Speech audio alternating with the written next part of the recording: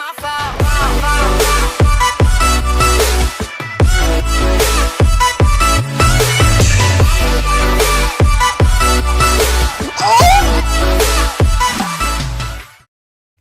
Yo, what's going on, guys? Schmidty here. Welcome back to another video. And today, guys, here's that M8 game I promised you guys last video here on Infection.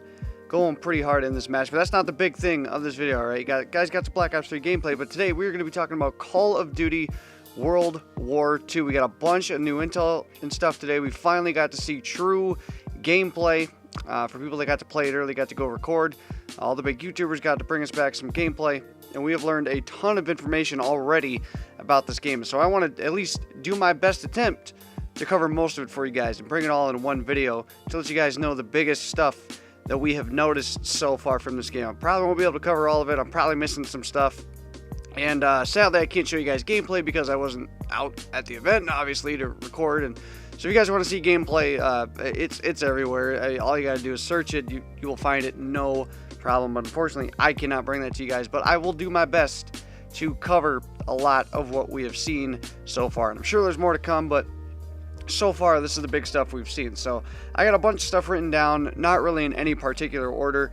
So I'm just going to start rolling through some stuff and covering it for you guys. So I think one of the biggest things that everybody was concerned about with this game is divisions. So created class is no longer truthfully a thing in this game. It has been changed to divisions, and they announced in their Facebook live stream that perks would not be returning, which really set everybody off until we started to realize what divisions was now doing. So divisions are pretty much like perks, all right? There's still, you're basically enlisted in a division, and it allows you access to certain stuff. At least that's what it looks like thus far. We'll get more information as we go.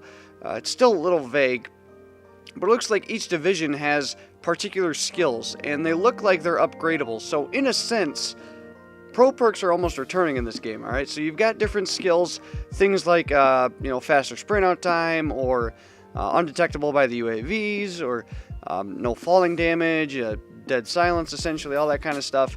And so it looks like all that stuff is in the game, and the more you upgrade certain skills, the more, little nuances of perks and stuff you can get. So it looks like just a completely different variation, almost what I said in my last video. It looks like it was just going to be a different variation of what created class and the perk system and all that stuff was. And so thankfully, it looks like that's what we're getting this year, which is really cool. So as far as the pace of the game, obviously going from advanced movement, what we've had the past 3 years, going now to boots on the ground, it's obviously not going to play quite as fast, but the pace of this game is, it looks really quick for boots on the ground. It moves so smoothly. The game looks amazing. I truthfully cannot believe how good this game looks. All my concerns that I had going into seeing gameplay for this have really just, they're gone. Like, the gameplay looks so good, but the pace, you guys will not have to worry about. It looks absolutely fantastic. So, still rolling through stuff. As far as some of the bigger stuff people worry about, there is no vehicles, alright? In straight up normal multiplayer and things like TDM, Domination, there are no vehicles. We had seen some tanks. That is specifically for another mode, which I will get to here in a minute.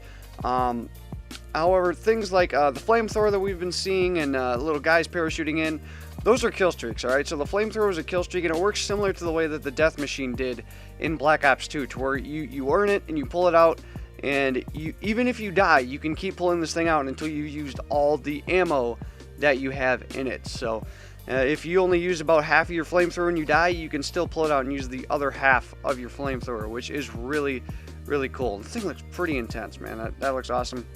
The paratrooper is a super high kill streak. It almost looks like, in a sense, dogs if you were to bring them in through the air and use them as troops. So that looks pretty good. As far as game modes, standard game modes, that is, we only have TDM and Dom confirmed so far, which, you guys could have guessed that. I mean, that's pretty much a given in every COD.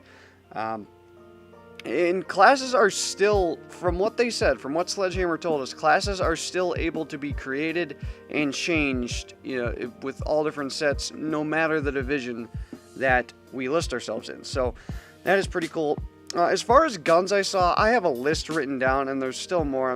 Obviously, I probably missed some, and all of them are not going to be in the game as well. So The list I have is the MP40 SMG, the M1903 Sniper, the Kar 98 Iron Sight Sniper, the Grease Gun SMG, the M1 Garand AR, the Bar Assault Rifle, the Little Luger Pistol, the 1911 Pistol, the Panzerfaust Rocket Launcher, the Sten SMG, and the Trench Gun Shotgun. Those are a lot of the guns I noticed. I'm probably missing a couple, and like I said, there are going to be more to come once we get more toward the full version of this game. Now, a couple new features that they added in. I guess they're not really new, but they're bringing them back from games we've had in the past. So the firing range will be returning. It'll be in a little mode called Headquarters, which is basically this big hangout spot, kind of like if you guys have ever played Destiny. There's just this big hangout spot where a ton of people can all hang out at once.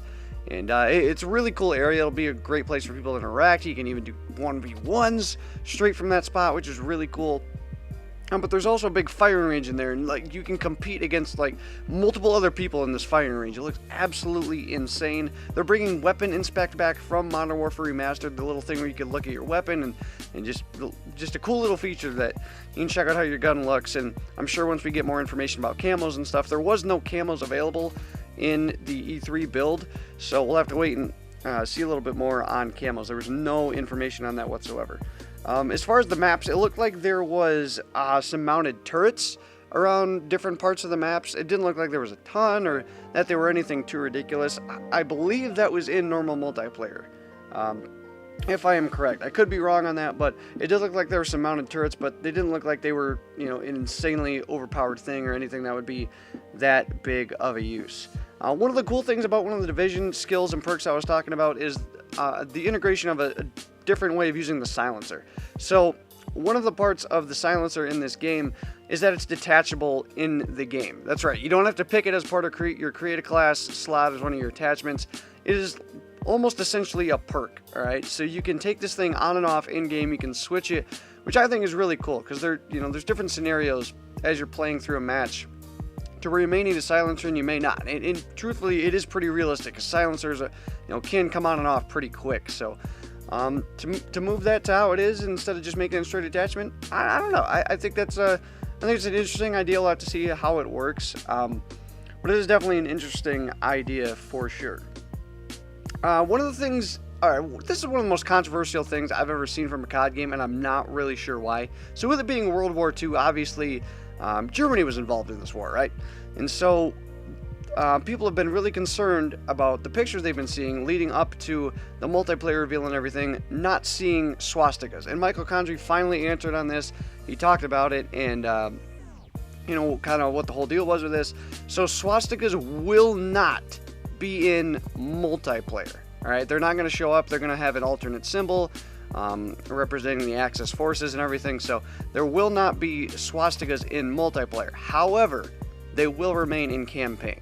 So a lot of people, for whatever reason, I guess I'm not quite sure, are just ridiculously overly upset that there will be no swastikas in multiplayer. And I can understand how it is not historically accurate. I get all that, and that's not really true to history. But at the same time, I mean, our society has just become this super, I'll call it pussified sense, to where people get really upset over the smallest things, and they don't want to offend anybody, right? I mean, they're a business. They don't want to go out and I mean, Call of Duty is a worldwide thing. It's not just an American thing or, a couple countries thing. It's a worldwide thing. So you want this to be able to be used in other countries. You want it to be able to sell all around, and leaving something in there that could offend people in something that is a massive thing, which is Call of Duty multiplayer, you don't really want to leave it in. But it will be in campaign still. So as far as the main story of the game mode goes and the single player, I mean, it's still going to be part of the story. So I do give them credit for leaving that in there, but they will not be in multiplayer. So as far as the HUD goes, appearing on there, I mean, just to touch on that real quick, it is an older looking style. Like the mini-map is circular. A lot of stuff just looks like it, like if you were to make it in a classic Call of Duty, obviously, which is what this is. But it looks fresh. Like it's an old style look, but it's very fresh. I really like how that goes. People were wondering about Slide, like what kind of little skill move we were going to get. Slide is no longer in. They're, in a sense, bringing back the Dolphin Dive. It's not going to be this completely useless movement, though. It looks like it is going to be a little more useful, a quicker way to get down to the ground. So no slide this year. We will be going back to a dive. The bayonet charge will be making its way into Call of Duty, so it's something that was put into Battlefield 1, and it will be making its way into Call of Duty. It looks pretty similar, but it looks like there is a lot larger cooldown time, and that it's not going to be quite as effective. So I guess we'll have to wait and see how that works. Now, one of the big things that people have been talking about other than divisions is this war mode. You know, what is this? People want to know all about it. And basically, the best way I can put this is that it is an extremely, I can't emphasize this enough, extremely objective-based version of multiplayer.